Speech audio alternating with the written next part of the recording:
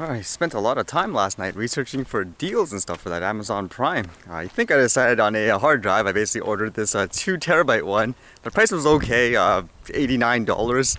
I guess it's just a factor because it's ultra slim. It didn't really matter, but it just made more sense compared to the prices. I know for me, when I usually buy stuff, I don't rely on what the company tells me are the sale prices. I usually check what the history is.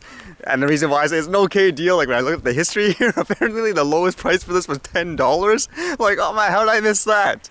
It probably was a price error, but it does happen. Like usually that's what I try to do. I wait for deals like that. Because I know for here anyways, usually for a 2 terabyte, like say a decent deal, you can get it for about $69. But I figured since I could use it anyways to do the editing and stuff, why not? I guess it's justified in many ways. There were like a bunch of portable chargers on sale too. And some like, I didn't ever realize how many different types of drones there are. Like most of these companies I never even heard of. But I guess in terms of deals, the only other one I was able to see that seemed kind of crazy was, I guess if you're a gamer and you want an Xbox One, you can buy this huge bundle for $329. This is actually pretty cheap for the whole console, all that accessories and all these games. It makes me wonder, although it's probably because there's a new system coming out, so they're probably trying to get rid of the old inventory. It's probably the same thing for like the drones and stuff too, when you see the prices drop. But there's stuff to be found for those who want it. Like I said, I usually find like deals like these, but don't know like people who would actually want it. And let's see if they actually deliver it by 9 p.m. today. Then I'll probably start trying to do the editing pretty quick for that competition. I was reading a bunch of aviation news too, which, hey, an aircraft close near miss wasn't related to a drone for once. From what I gather, it was the Air Canada plane wanting to land and they got clearance from the radio control saying, yeah, they're good to go. But then for some reason, they were confused and they went into a pathway that was actually full of planes and stuff. You guys can hear the audio here that I heard. Tower, just want to confirm this Air Canada 759. We see some lights on the runway there. Across the runway, can you confirm a clear to land? Air Canada 759 confirmed, clear to land, runway 28 right. There is no one on 28 right but you. Okay, Air Canada 759. Where's this guy going? He's on the taxiway. United 1, Air Canada flew directly over us. Squawk, this United 1, Air Canada flew directly over us. Yeah, I saw that guy. So according to what I saw in the reports, I guess they avoided the disaster like at the last minute and all that. I even said before, normally with these aviation type of news, I normally didn't pay too much attention to them until they came up with those crazy recreational drone laws like here in Canada. So this situation kind of made me think in terms of things like communication and pilot training. I guess you could say in this case, that guy had all the training there is, like in terms of being prepared, but for some reason he still made an error for whatever reason. And it kind of shows to me, like, again, like with rules and regulations, like, because people always say, like the drones, like the toy ones, for example, if that's what you want to call it, the small ones, it should be treated as if you're flying like a huge aircraft and all that. I don't think it's the same thing. And in this case too, you can see people can go through all the rigorous training you want, but it should come down more to the circumstance and the intention. I mean, if someone's flying a drone in an airport like that guy, yeah, you better be super prepared in every single way. Whereas if you're flying something like out here for fun, then no, I don't think you need that kind of crazy training and everything like that just for someone flying it for fun. Actually, another thing I was thinking before was because I even said before, I feel like in many ways like those recreational laws, but the way they were written and all that, it's kind of discriminating against a certain group of people. And imagine in this case, if I was to kind of relate it in a similar way, since this is an Air Canada jet, I'm assuming it was a Canadian pilot and everything like that, like flying within the US area, now this is being handled by the FAA. Imagine if they made a rule or regulation now saying, nope, Canadian pilots specifically are banned or whatever from flying around this area because, I don't know, they feel that only people around the world, like in the US or something like that, they can fly within their own country. Or as another example, it would be kind of like saying someone using this and saying, okay, you can't just have like a regular quote commercial license to fly like an aircraft anymore in this fashion. You need specific military training. So it gives you everything like the reaction time and all that. Like I would assume most people would say, what is this? That's ridiculous. But in many ways, like that's how I feel anyways. That's how it is when they kind of try to differentiate, I guess, things like flying skill, like when you do like a recreational person versus a commercial. I mean, it should be more about just educating generally, like people saying, hey, don't fly here, common sense. But I don't think that's necessarily a way to say this guy's safer than that guy. But look how close that thing was driving to me. Should I say, like, for example, no, ban every single car from this road or whatever? Or do you actually count this as a road? I consider this more as part of the trail. Oh, and it says the package shipped.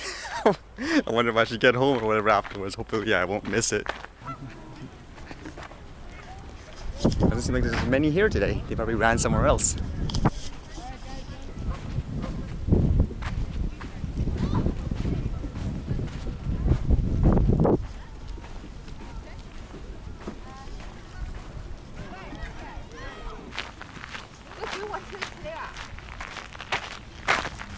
Some staying away from the sun, I guess. Others just looking for food today. Actually, things like air traffic control communication with flyers, like even drones in general, like it made me think, because there was actually a story that related to air traffic control and drones that I saw today. It was somewhere in Britain. It says London's Gatwick airport. They released some kind of video just to show the chaos of what I guess people in the airport see when a drone comes by and how it delays every single aircraft. So you can see in the video, I guess from what I gather, like I'm not a pilot, okay, I'm just interpreting like what I see here. It's basically, it looks like they're forcing aircrafts to go in a circle, like it's not safe to land and all that stuff just because of this one little drone. So they're showing people just the type of chaos that can be created because of like a little drone, for example. I mean, to me, this stuff makes me really think about stuff like height and distance, because like here, for example, this comes down to an isolated incident in my opinion in terms of someone being stupid. I'm trying to think of an example with a vehicle in comparison. It would kind of be like some idiot for some reason driving his car 20 kilometers an hour, like as an example, in a busy highway where the max speed is 100 kilometers an hour, and they have a dash cam where they wanted to capture footage of the cars going by. Like there, I would assume isolated incident, but there to make like a regulation to say a car with a dash cam now has to stay away, like I don't know, like 9 kilometers away from highways. Like that's a little ridiculous. It should be like a case-by-case basis, because even I know, like personally, common sense, hey, don't fly like within the airport and stuff like that with all that operations going on. You should need permission. I mean, that's no different than say like same thing with the highway. If you want to sit there taking videos that slow, disrupting traffic, then get permission for it. Like close down the traffic and stuff. Pay the city a permit or whatever. That's completely different from someone just doing like their regular day, for example. Like if they were driving a car normally with a dash cam, going as a regular pace, following all the regulations, then why not? I mean, to me anyways, like with the drone, that's always been the funny thing, where just because it's something that can take videos or pictures like in the air, then all of a sudden it's different. Like it shouldn't be that way. It should just be common sense. If you're doing it safe, away from like, you know, certain things like these specific types of operations, then you should be good. Like I'm not an engineer, but like this then led to like another video of them saying like, you think like a drone crash is like just like a bird, for example. Think again, it shows like this animated GIF of something. It doesn't even look like a drone to me. I don't know, someone else can maybe determine this, but the way they crash like that, in my opinion, that's unnecessary and an over-exaggeration for the regular everyday person who flies a drone recreationally for fun. I mean, again, have safeguards and all that, but don't make it so crazy where people even like are flying in open fields perfectly safe are affected as well. This actually relates to the question I read here. It says, what would I do if I saw like an illegal drone flight? I guess like anything, I have a camera, take a picture of it or a video.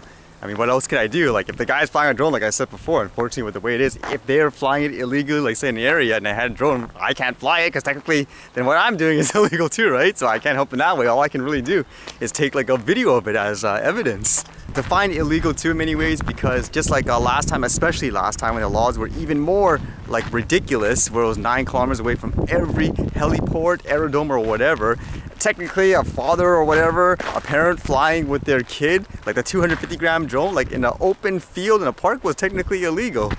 Like to me, I would rather just use judgment. Were they doing it safe? Because a lot of people say like, hey, laws are written there to be like ridiculous anyways, but the whole point is that just allows them to like, you know, enforce the law if people were doing something unsafe. Like for me, it'd be kind of the same mentality. That's the way it should be. But it's just the unfortunate thing where, unfortunately, you know, a lot of people will abuse it. They'll just say, nope, that's what's written on the piece of paper, so, you know, get out of here. Or worse, if someone wants to abuse their power, they can say, oh yeah, I have the rights here in the law to fine you, like, I don't know, whatever, $3,000 just because you were flying your 250-gram drone 8.9 kilometers away from the airport. I mean, technically they could do that. And in my opinion, that's one of the reasons to, you know, try to get like reasonable laws.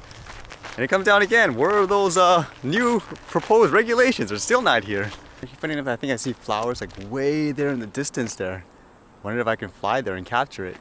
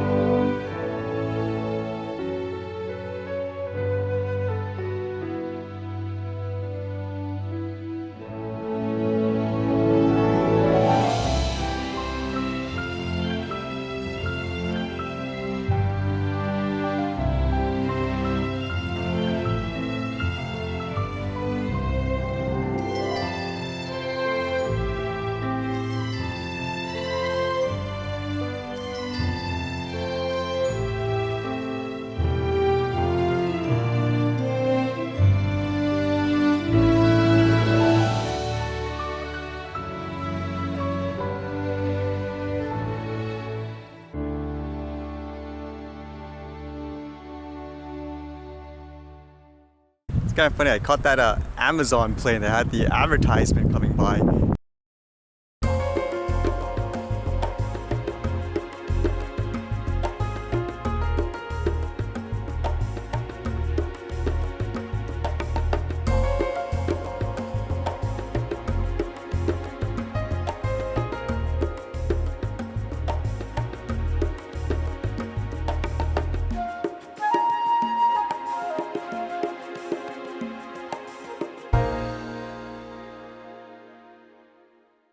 Harder to get the view because obviously I'm not on the same level, so you have to kind of see it from more far away.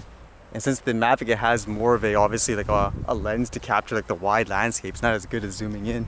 I wonder if that's going to be the way of the future. Everybody having drones of some kind, so advertising companies are going to have all these signs in the air, so when you fly past you're going to see signs. That makes me think I better take all the footage I can now before all the skies are all infested with, like, I don't know, real estate and all that. It's supposed to be a pretty slurpy day today too. It's 7-Eleven.